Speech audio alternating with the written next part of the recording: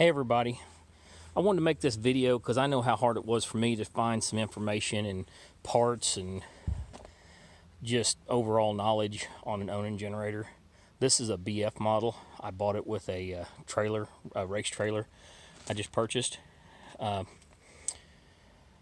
previous owner was having issues with the carburetor, and come to find out it just had, the biggest part was it had too much fuel pressure. So I played around and did more than I had to.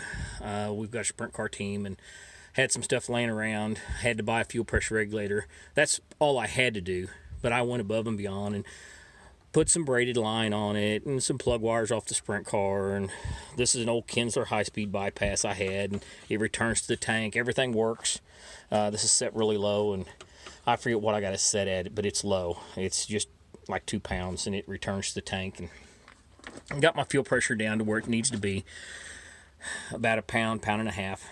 Got it running good on that end, but then the next thing that popped up right after that was the ignition wasn't very hot. It started okay, not that good. It ran rough and sporadic and almost acted like it had water in the fuel sometimes, but it has point ignition.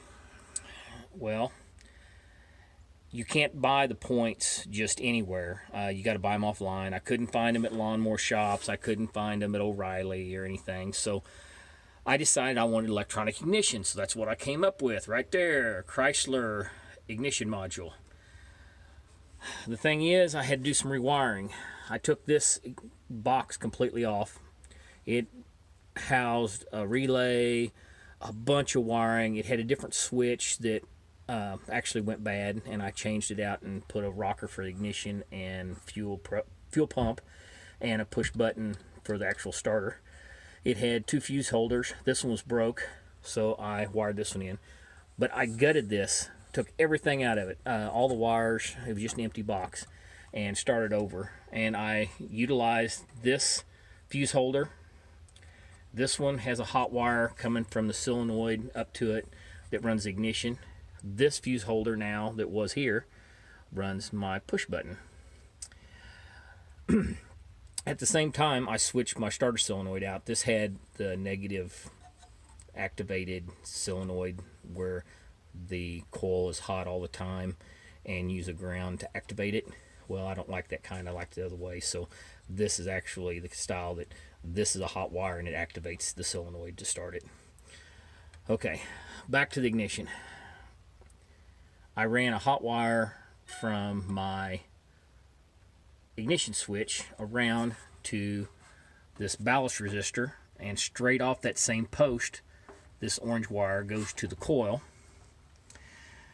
This side of the ballast resistor, this orange wire, goes up into my ignition module. My ignition module, it's the orange one in the middle. Sorry, it's a little dark in here. That's the hot wire going in. The 2 yellow wires are, one goes to the coil and the other one goes to the points. My connectors to this are round spade connectors. It's the female side of the spade connectors you can buy. I just crimped them down a little bit and they slide on there really tight. But anyway, you got the 2 yellow wires. One goes to the coil, one goes to the points. The one that goes to the points I brought down and tied into this wire right here, which goes to the points. That's all it's in here now. It's just the points. The condenser's gone. This wire goes to the points, and the points are merely acting as a switch for my Chrysler ignition module. Anyway, the Chrysler ignition module, I found, once you do this, is energized, and you can't just mount it on a firewall or my generator enclosure. So I used a 2-gang electrical outlet box that is the style that if you have an existing wall and you cut a hole in sheetrock, you can slide this in and turn the 2 tabs. I found that those 2 holes on the corners line up diagonally with the holes that's existing in there, and it allowed me to isolate or insulate this box from ground.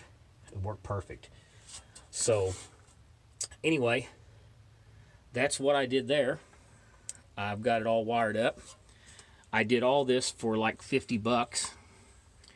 In order to do it differently, this ignition box, if I did it in electronic, they don't make it anymore, and the people who have it in old stock know what they have, and they went anywhere from about $175 to $250, $300 for that little box.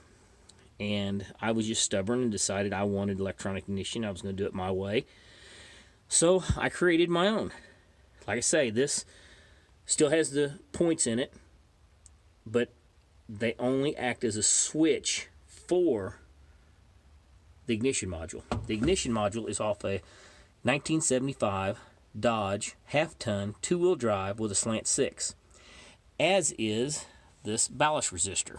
You'll need to know that when you go to get the parts, because parts stores, the people behind the counter, are always asking you 9 million questions about what it fits. So that's what that came off of. I bought the switches at the same time. I've got less than $50 in everything and about 2 hours labor. It fires up and runs really good. Just turn the switch on.